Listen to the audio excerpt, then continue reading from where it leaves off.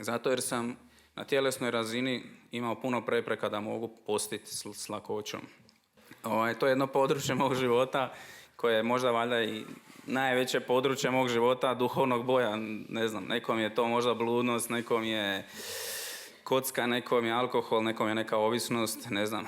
Meni je područje umjerenosti valjda najveće. Godinama molim za to, doslovno godinama. Kako je Bog dobar i kako njemu svaka naša molitva je dobrodošla, tako je on mene sve ove godine učio puno stvari o umjerenosti.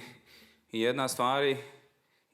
jedan od načina kako je počeo mene učiti o umjerenosti je da me pozvao na post. I kad bi išao postiti jedan dan, to je najgore iskustvo u mom životu ikad. Zato jer glava boli, maglovita, spusti se na glavu i na zatiljak, počne mi pulsirati, umiran od bolova i svaki post je za mene bio čistilište veliko.